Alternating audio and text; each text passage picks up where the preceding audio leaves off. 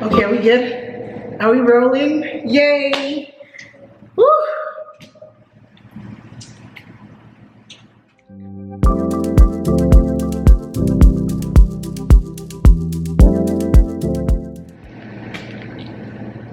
Okay, hi guys, what's up? Welcome back to my channel. My name is Abimbola.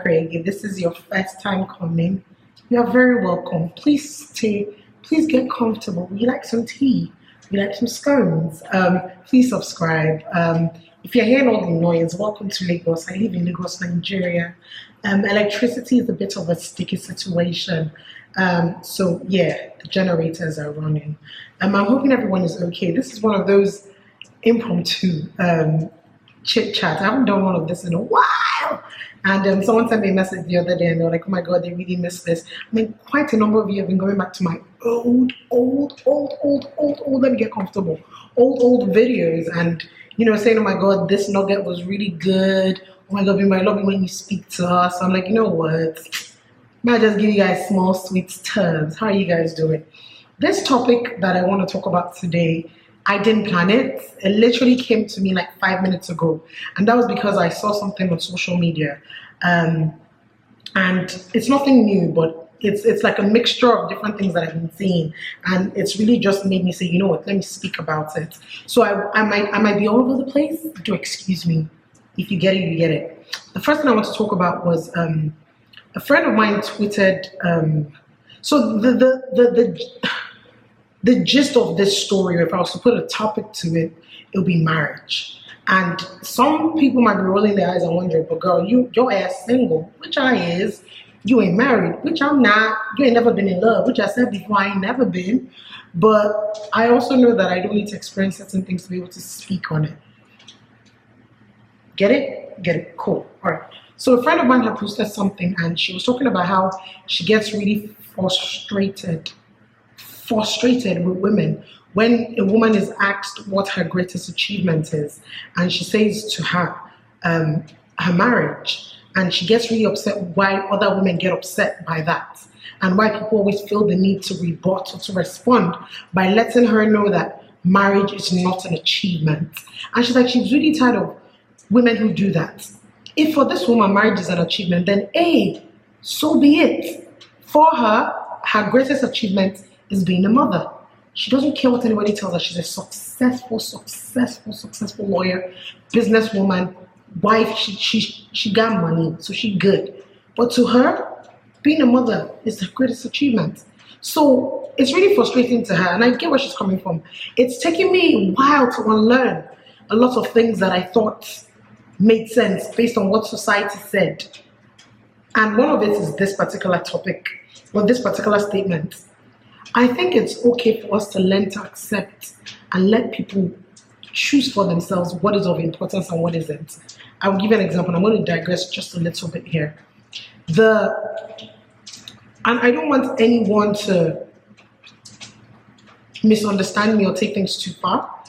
The gist of what I'm trying to say is, I think in the times that we're in, it's important that we let people make decisions for themselves. And even though we don't agree with it, all we necessarily need to do is just acknowledge. And acknowledging doesn't mean accept. Please don't be confused. Acknowledge is, I hear you. Okay, if that's how you see things. I think we spend so much time, wasting so much time, trying to convince people to see things the way we see things, to accept or appreciate things the way we see things, and that's not life. I think you are wasting your time. I think at the point in time in which we are right now, convincing a lot of people, especially when it comes to agreeing with your perspective, with your values, with your morals, is a long thing. It's like expecting someone to change for you. Nah, they're gonna change for themselves. So anyways, that's one side of things. And so now I'm talking about marriage and I'm talking about singleness. I've said this before that for me, and I say this every other time, you know, when people are like, oh, you're always talking about how you're single and you want to be in a relationship, don't you feel like you're coming up desperate? I don't. I've appreciated my singleness for the longest of time and I still do. I'm grateful for it because it's given me enough time to grow. It's given me enough time to understand and appreciate myself. It's given me enough time to know what I want from a marriage, what I want from a relationship, and most importantly, what I don't want. I think a lot of people spend so much time knowing what they want and not paying attention enough to what they don't want. I've taken time in my singleness to understand that. So this is me telling you that if you're single right now and currently, I don't want you to sit down and wallow and cry. If you don't like your circumstance, change it. There's online dating, there's going out, there's mingling. Do what you need to do to get to the point of happiness that you're trying to look for, or to get into whatever relationship that it is that you're trying to get into. But also understand that sometimes your singleness is to teach you lessons. Are we going somewhere? Cool. A lot of people go into these institutions, because that's what they are, right? Expecting the other person to fulfill certain things that even they themselves can't feel. For example, if you're lacking in happiness, your partner is not meant to give you happiness. Your partner is meant to add to your happiness, but not give you. Your partner is not meant to be your be all, is all to you. That's Jesus Christ. That's if you have faith. If you don't, either or your partner is not responsible for that. In your singleness is when you're meant to take all this time to understand that, to find what makes you tick, what makes you happy, how to make yourself happy, how to generate joy for yourself, how to generate income for yourself, how to build and become a better you. So that when you eventually come in contact with this person that is meant to complete you, then that's exactly what the person does, completes. But understand that for the fact that the person is completing you doesn't mean that you're lacking of something. I keep telling people that for me, what I think marriage is two whole people coming together to become wholesome. Please understand that when I say whole is not perfect. Whole is acknowledging all my imperfections and my perfections and saying, listen, if you want to be a part of this, this is who I am. At the core of it all, this is everything me. And me looking at this person and saying, all of who you are as well, I take it on. And then together, let's build. Are we good? Good. There's constantly now a situation where everybody's always going, oh my God, you wake up in the morning, there's a celebrity that is divorced. Oh my God, I'm done with this thing, man. Marriage like this. Oh my God, I'm scared of the institution. I will tell you something that I've said for the past 5 years, and I'm not taking it back. There is nothing wrong with the institution of marriage. The problem is the people in marriage. Nothing about what marriage was set up for, both biblically and even society-wise, has changed. Nothing about it. From the times of my great-grandmothers to now, nothing. Yes, with times, things are a bit more modern, and so based on how you adapt to the world and all the changes, you add and you tweak it, but what it was created for is still the same. But I've also realized that what it was created for means different things to different people. For some people, marriage is about procreation. For some people, marriage is about companionship. For some people, marriage is about love, which is not enough. But my point is this: people get into marriages for different reasons. So for me, saying that is to say, first of all, you need to know why you want to get into marriage. You need to know what you want from it and what you intend to bring to it. And when I say bring to it, a lot of people don't focus on that. A lot of people focus so much on what they want to get out of things, right? We forget that for you to be able to get something, you need to drop something. You know what I mean? It's like being a taker. You can take, eventually you have to give. Eventually. And so a lot of people spend so much time saying, I want a husband that is this, I want a wife that is that, I want children that will be this, I want to be able to provide for me. What are you bringing to the table? And when I say bring, it's no pressure. I'm not talking about all that, oh, ask her, what does she bring to the table? And I'm bringing my smartness. No. I'm saying that for every time that you're saying you want this from this person, are you willing to do the same? Are you willing to go with that? Are you willing to make sure that you match up?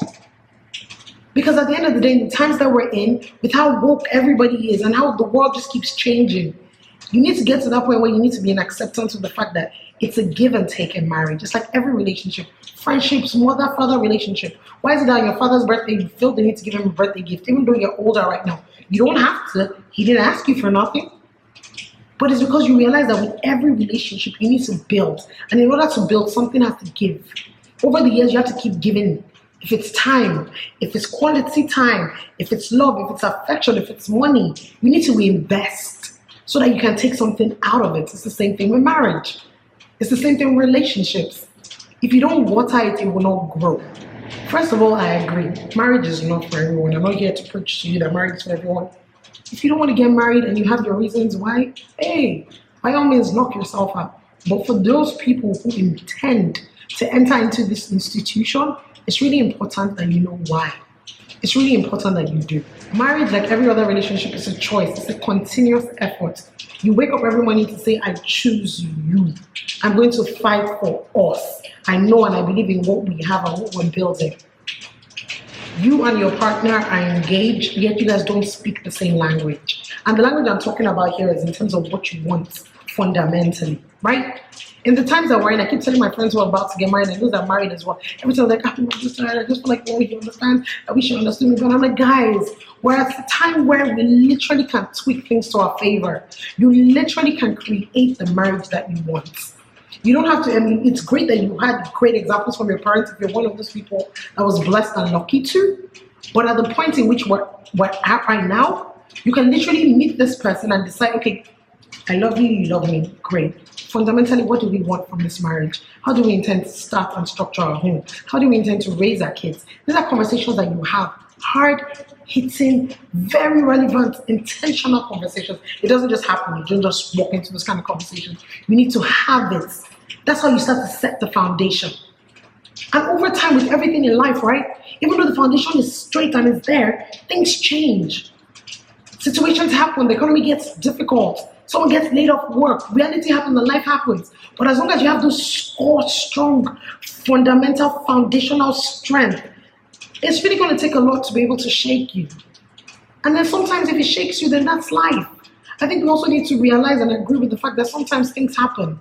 And it doesn't mean that God didn't want your marriage to last. It doesn't mean, as long as you've done the best that you could, and you're at that point whereby you just can't anymore, it's left for you, God, and the person that you're married to decide which way forward.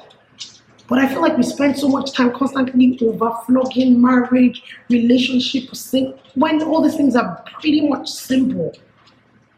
Pretty much simple. First things first is to face your front. Focus on your focus. Don't compare. Don't expect.